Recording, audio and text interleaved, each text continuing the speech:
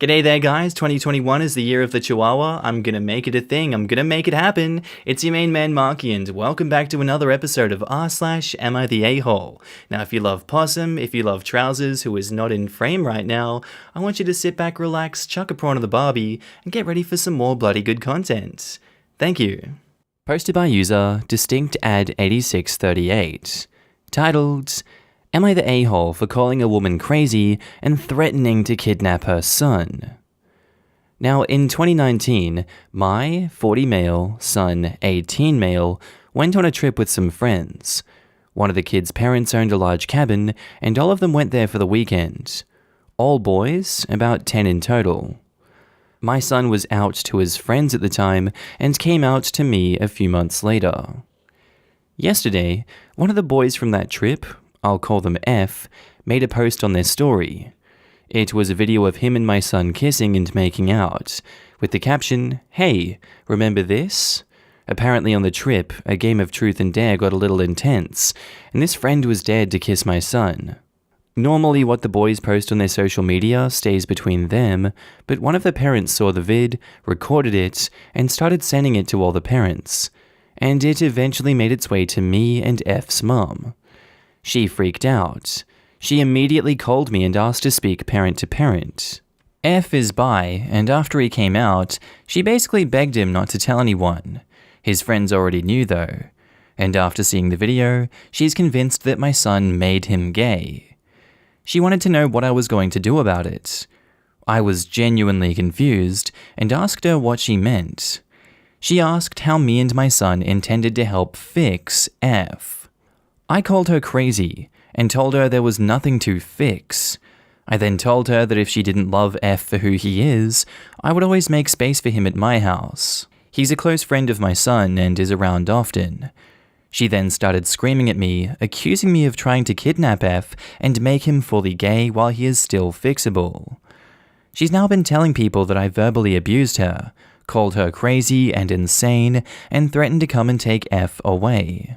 I've had a lot of people, mostly parents, telling me that I'm the a-hole for how I treated her and that I shouldn't interfere with things that don't involve me. Now I know 100% that she's the a-hole for the things she said about my son and F, but I'm starting to think I might also be the a-hole for the way that I handled it. I probably shouldn't have yelled and may have just made it worse for F. So, am I the a-hole? I don't think you were particularly acting childish. Like, just because you yelled doesn't mean you're in the wrong in this situation, and neither do I believe that your actions have made things worse for F. I believe she was crazy. She was acting crazy and she deserves to be called out on it. There is nothing to fix. She needs to love F for who he is, you're absolutely right, and if it has to come to it, you're gonna have to make space for F at your place because he's clearly not welcome there. You didn't kidnap him, that's a bit sensationalist. You got him out of an abusive household, and I applaud you for that. My ruling on this is obviously not the a-hole. Now in the comments, the Ayatollah's nipples says, not the a-hole. F's mum is just homophobic to the point of insanity. You might want to check local laws regarding recording phone conversations, and then record any phone conversations you have with this psycho to protect yourself against further nuttiness and claims of mistreatment. You absolutely did the right thing by offering your support to F. If his own mum can't love and accept him for who he is, I'm glad someone can. I'm getting very strong indications of bat crap crazy too. I'm pretty sure this isn't how that works at all. What the hell? Yeah, because being gay is something that totally needs to be fixed. Shake my damn head, I don't get people. It's almost as if the mum thinks she can buy some kind of gay away cream. To be honest, it's something that fascinates me because of how little sense it makes to me, anyway. If someone says, so-and-so is gay, so I hate them, what they're really saying is, I am imagining what they get up to in private, and I don't like what I'm seeing. Oh my god. Perhaps I'm better off not understanding. As a gay person, I want to say thank you for defending F, not the a-hole, and please keep true to what you said for him because he's gonna need all the help he can get with a mother like that. And not the a-hole. She reached out to you didn't initiate this. Your kid played a game of gay chicken and lost? Won? I don't know. Either way, not your problem what the other kid does with his life. Now, if they did truth or dare and one of them ended up a meth addict, that's a different story. I'm gonna say they won gay chicken on this. And back to the post, OP says, Edit 2. I took your guys' advice and told F directly that he was welcome to stay with me. It turns out that he hasn't been home since the video started going around the parents, so he's currently in my living room watching a movie with me and my son. F is 18, a legal adult, and is going to be staying with us. Also, I guess I should stop calling him F and start calling him BF, because apparently the vid was from 2 years ago, and isn't the only time they've kissed. We're gonna try and get some of his stuff tomorrow. If not, we'll go out and buy him clothes and stuff. Thank you all so much. If it wasn't for you, I wouldn't have realized how much trouble F was actually in and might not have contacted him. And our next post is by user Throwaway Plucky Toad, titled, Am I the a-hole for leaving my wedding with my wife? Title is confusing, so I'll try to explain it as best as I can. Also, English isn't my first language, so sorry if this is hard to understand. I, male 29, have been with my girlfriend, female 29, for about 6 years. We love each other very much and have a fulfilling relationship. We are, however, a very introverted couple, so when we discussed marriage, we were both on the idea that we didn't want a traditional wedding or a wedding at all. We wanted to go to a courthouse by ourselves, with no friends or family, sign the papers, and then go to our honeymoon. In our country, this is very weird, since weddings are expected to be massive, over the top, and every member of the family must be invited, disregarding your level of closeness with them. We got engaged in relative secret, since we were already living together and shared the information with our closest family, when they asked for our plans. And we told them, and they didn't take it very well, and a lot of fights began with both families, but especially with my mother and mother-in-law, who would not tolerate a marriage that didn't involve the Catholic Church. After a few months of fighting, and since there's a pandemic going on, we went ahead with our plans and got married by ourselves and went to a month-long stay in a secluded cabin. When we returned, suddenly all bad blood with our parents and extended family was magically gone, and both my mother and mother-in-law were again very friendly, as if nothing ever happened. After about 3 days since we came back, my mother-in-law invited us to the wedding of one of her friends as proof that all was forgotten, and she said she would pick us up so we wouldn't get lost, which was weird, but we didn't suspect anything. The day of the wedding, we arrived at the location and see that everything is still being put up, so we figured we were a bit early and should help. But then I saw my family and some of my in-laws, and it turns out it was our wedding, and they had planned it to be a surprise that they already had a dress, church, food, DJ, everything. Of course, we were shocked as we were very vocal that this is not something we wanted. Then they told us that since we were driven there, we wouldn't be able to leave and should just be grateful. Here, the story becomes too long to fit to the 3,000 limit, so to summarize, we called a friend to pick us up and we left. Of course, both families are super angry at us and constantly call us to tell us how ungrateful and disrespectful we are. At first, I thought we were right to leave, as we made our reasons for not wanting a wedding and especially a religious ceremony clear, but we've been told they invited over 200 people, and felt very humiliated when everyone arrived and we weren't there. So now we're doubting, and there's nothing like asking strangers for judgment. So Reddit, am I, we, the a-holes? This just seems ridiculous that they would do this to you. And I kind of don't want to believe something like this exists. I'd probably cringe and shoot down into the center of the earth in embarrassment if this ever had happened to me and my partner. Because how are you going to explain to these 200 friends and relatives that I assume a lot of them you have a close connection to, that, oh yeah, I was away for a month and my family decided that they're going to have a wedding for us, even though we told them that we didn't want this wedding, but they convinced you all that this was our actual wedding. The amount of apologizing I'd have to personally do to all of these people that my family intentionally screwed over would just be a bit too much for me, I imagine. And I would feel like an asshole by default because I couldn't do anything, I didn't realize too late, I was kept in the dark, but they were expecting my wedding and I screwed them over. I, quote unquote, my family. But if your family is willing to go to lengths like this, I don't imagine they're going to apologize to any of these people. It would more so be like, oh, they knew it was their wedding all along. They've just run out on their own wedding. What assholes. So that's kind of a rock and a hard place situation. Screw your family for doing that. I think you're more than welcome to leave that wedding. Technically, it wasn't really your wedding. You've already had yours. So no, not the a-hole. Now in the comments, 00 Lisa 00 says, not the a-hole. They basically kidnapped you to perform for them. You had every right to leave. And OP replies, that's exactly what we felt. She drove us there so we would have to stay. Basically, we were taken as hostages. This story is so insane that I'm not questioning that it's real or not. How can people be so self-absorbed they show no regards for others like this? They treated you like puppets, not the a-hole. That actually is my mother-in-law's favorite trick. Just put them in the middle of it with no way out and they have to comply to save face, because otherwise they humiliated us and how could they? Yes, we can. And you deserve humiliation. I think my dad is your mother-in-law. That's gonna be a tough conversation. Not the a-hole. They had no right to do that.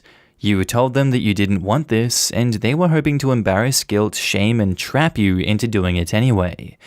They're upset that you put them in an uncomfortable position, but that's exactly what they planned for you. I'm glad you guys stood up to them as a team. And OP replies, thank you. Ever since we announced our plans, the guilt trips and manipulation have been over the top. But what have they been doing now in terms of manipulation and guilt? What are they trying to get you to do? Apologize or have their wedding? It may be time to take a break from both your families and go low contact for a while.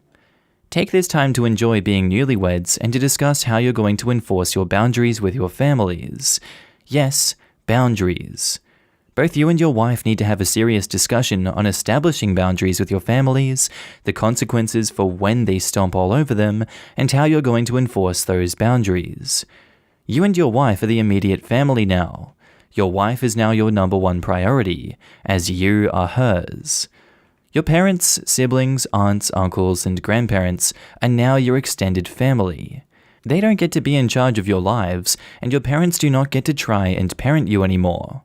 This means no one but you and your wife get a say in your finances, your job, your children, where you live, your vacations, your medical issues and decisions, or any other private information unless both of you agree to share such information. Along with needing some firm boundaries, you and your wife also need to agree on how much information about your lives you're going to share with your families. You both need to be on the same page and always present a united front. You are a team, just the two of you. There is no one else in your marriage.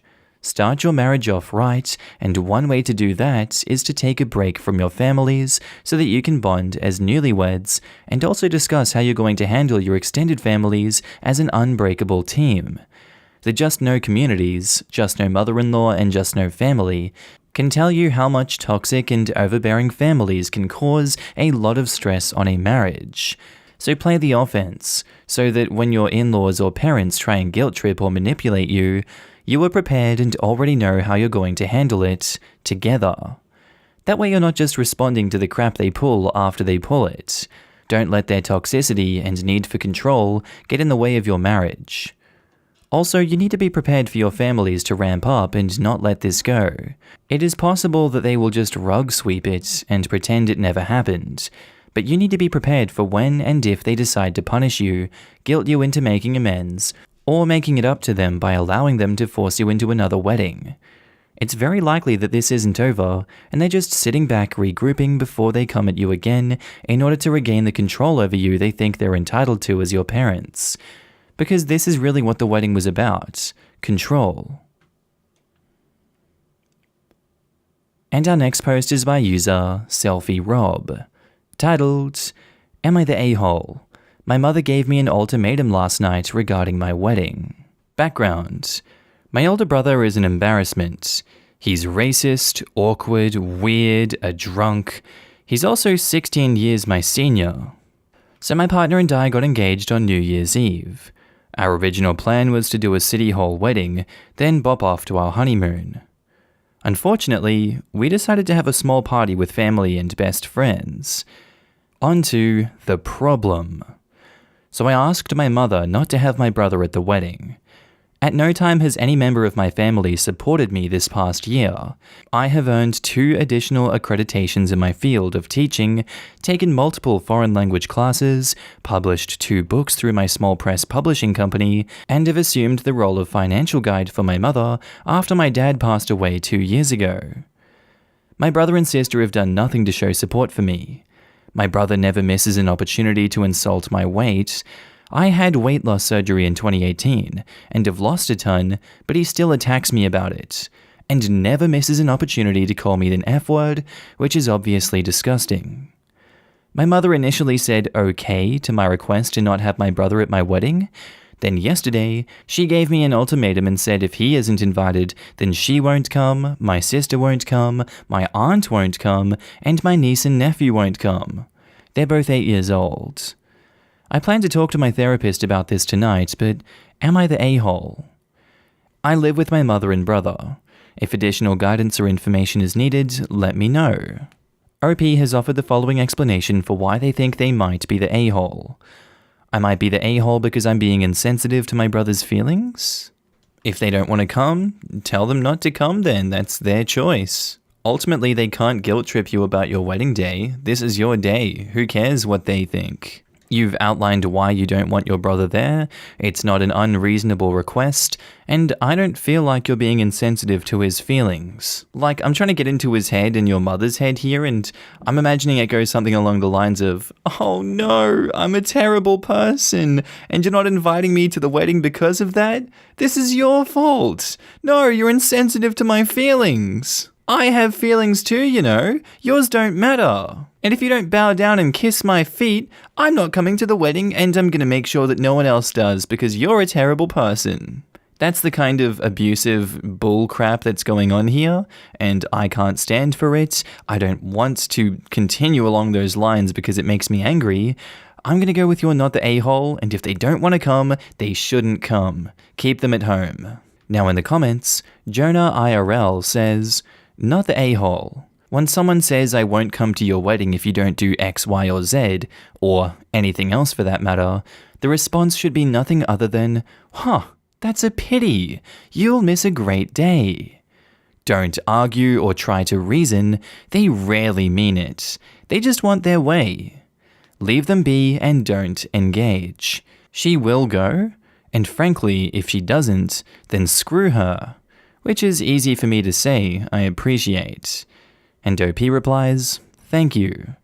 And they reply again, if I were you, I would stop helping your family out. You did what you could to help them, but it seems like they're a negative force in your life. You need to surround yourself with people who will reciprocate your support and positivity, not soak it up like a sponge. And also to piggyback, I'd have some preparations in case he decides to show up anyway. Either through his own choice or mum's insistence, saying that it'll be fine and he'll eventually be okay with it. You shouldn't have to deal with his crap because I'm pretty sure that crap will go south if he's there. It's just a matter of a little or a lot. Your mum is blackmailing you, and we don't negotiate with terrorists. Not the a-hole. I hope you also save money if those people don't come. Not the a-hole. And your reply to her should be simple, that's too bad, you will be missed, and then drop it. Do not discuss it further. Are they really going to be missed though? Anyway, not the a-hole. Wedding day is a day of love and happiness. There's no place for people who don't provide any of those things. And our next post is by user Unlikely a Redditor, titled, Am I the a-hole for not allowing an autistic boy to hug me? Let me go into detail. We have family friends who we've known for years, and their son is autistic. To always be inclusive, when they come to visit us, we make sure that the environment is not too bright or too noisy, and that he can have a space in the room to read information about his special interests. When the family arrived today, the boy wanted to hug everyone. I hadn't imagined that this behavior was related to his autism, so I politely refused. I don't like hugs from people I don't know, but maybe in this case I should have made an exception, given the specific situation. The boy had a meltdown, and his parents got mad at me for not meeting his needs. I pointed out that they have come before, but this has never happened before. And they replied that now he likes to hug everyone, and gets mad if people refuse. They say I should have done as my parents did. Even if they weren't happy with the hug, they still agreed to receive it. Do you think I'm the a-hole in this situation? No, I feel like you're not an a-hole in this situation. I feel like it's up to the parents to communicate that beforehand, and then you make it obvious that you're still not going to hug the boy. I feel like they're being unreasonable in this situation, and yes, I agree it would have been easier to just tank the hug and get it over with and not have to deal with a meltdown. But you shouldn't be guilt-tripped because of that into giving a hug out. Yeah, it kind of sucks in the moment where everyone's like, oh god, we gotta deal with this now, so you could have just hugged him and been over with it. But you shouldn't have to hug people you don't want to hug. I feel like that's just silly. They should be able to teach him coping mechanisms so he can deal with these situations better, and not just not do that and expect everyone else to cater to the son. That's no way to teach him to function in society, and that just sets a bad precedent going forward. So really, I think this situation is their fault and they should learn to deal with it, not the a-hole OP. Now in the comments, Potentiality Knox says, not the a-hole. You should never be expected to give up bodily autonomy to accommodate someone else. This is something his parents will have to teach him as well. Exactly. This child has to learn boundaries and that he needs to respect someone saying no to him. While his autism may make this lesson more challenging, it doesn't make it any less important. His autism isn't an excuse to violate other people's boundaries, and his parents are insane if they think it is. And yes, I understand autism as I'm raising an autistic teen myself. I would never allow this behavior. Throw a fit because you didn't get your way? I would have left to call him and explain appropriate behavior, or just left and went home. But in no way would I have made this someone else's problem. Definitely not the a-hole. Not the a-hole, my son is also autistic, so I feel pretty confident in saying you are not the a-hole. He cannot be catered to in this manner, or he will never function in society. This child will have to learn, as we all do, that some people do not like certain things and we have to respect that. His parents need a wake-up call in my opinion. And Leonard Sanbees says, not the a-hole. I've worked with people with autism for over 10 years. The parents should be working with their son on how to greet people and how to accept a no about this rather than expecting everyone else to hug him. They can use various tools such as social stories, practicing ahead of time, visual reminders, etc. based on the individual kid. A social story would be a great place to start. Here, I will literally write one for him in 2 minutes. I like going to different places and seeing different people. When we see people, we greet them by saying hello. Sometimes when I see my friends, I might want to hug them to say hello. If I want to hug my friend, I will ask first. I will say, can I hug you? If my friend says yes, I can hug them. If my friend says no, that's okay. I will stay calm. I will say, okay, nice to see you. I will remember it's okay to say no to a hug. So I can remember to ask for hugs and stay calm if someone doesn't want a hug. My friends and family will be happy when I remember that it's okay to say no to a hug. A social story is beneficial for situations like this. The parents would read it with him a few times before an event, preferably spread over a couple days beforehand to prepare the kid. Then right before, then at the event, if needed, prompt him to say the, okay, nice to see you part if needed. I'm not trying to seem flippant about this stuff with my 2-minute social story, just showing how the parents have many options that are not require everyone everywhere to hug my child. And OP replies, hi. This social story is very useful, and I believe his parents could use it to teach him how to react to social situations. I will tell my parents this story, and being friends with the parents of the autistic child, they could persuade them to use it for their child. Look, I appreciate the sentiment and won't tell you not to do that, but please remember this quick story was based on the very little that I know about him, and was mostly intended as an example of what could be done about this behavior in a theoretical sense. Without knowing his particular abilities and areas of struggle, I can't say this specific story is good for this specific individual. There might be language in it he doesn't understand, or it might be too simplistic, and he would actually benefit from a more detailed explanation. So I won't disavow my quick social story example, but just ask you to tread very lightly if you bring it up to your parents. Ideally, his parents would be getting some form of therapy and/or assistance for him, so he would have people working with him who know him and could make sure whatever is used to work on this will suit his abilities and needs. And OP replies, well, of course. I will not tell them, I got a comment on Reddit with this social story. I'll tell them in a generic way. As they know their friends well, they'll know how to adapt it to the specific context.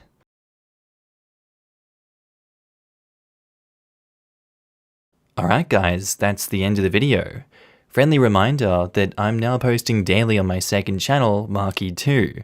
If you want to laugh at memes with me, link is down in the description below. On phone, you just click that little arrow underneath the video. I also want to say thank you to all my channel members and Patreon subscribers. Your names are currently floating down the screen here, and I love to see all of you guys. Thank you for joining me on this journey. Thank you for supporting me. I really appreciate it. If you see yourself on screen, I want you to give yourself a big pat on the back for being amazing as always, and thank you for supporting me again. I do hope that you guys have a good day, night, sleep, whatever it is you're up to. I'll see you in the next video. Bye.